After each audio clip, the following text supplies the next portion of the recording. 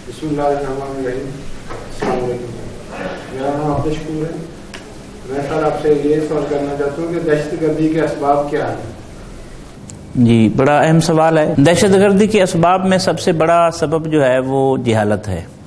जहालत के बाद जो है वो मादियत परस्ती है, लालच है। ये तो कुछ वो सब असबाब हैं जो हमारे मुल्क के अंदर है। एक सबब फ़िरका वारियत भी है, एक सबब गैर मुल्की मुदाखलत भी है। आप और मैं इससे भी आगाह हैं।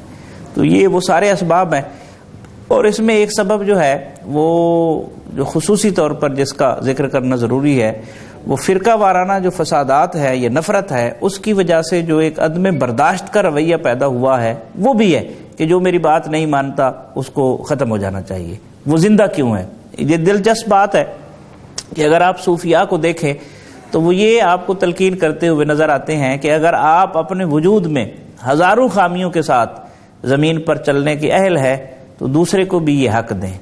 और हम ये चाहते हैं कि मैं अपनी 1000 खामियों के बावजूद ज़मीन पर दनाता फिरूं और दूसरा जो है उसको ज़िंदा रहने का मौका नहीं मिलना चाहिए।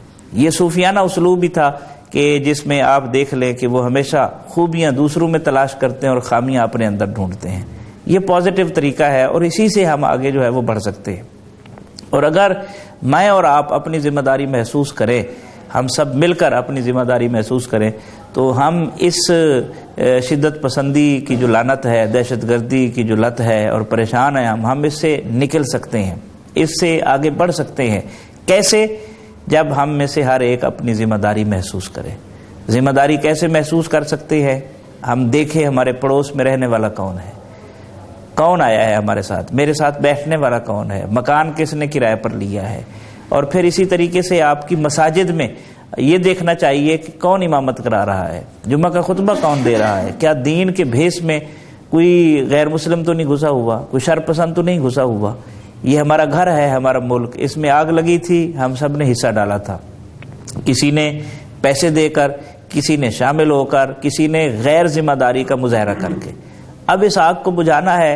ए चश्मे शोला बार ज़रा देख तो सही, ये घर जो जल रहा है कहीं तेरा घर ना हो। तो अब इस जिम्मेदारी को पूरा करने की ज़रूरत है। और पूरा हम इस तरह कर सकते हैं कि हम चेक करें कि कौन कहाँ से आ रहा है।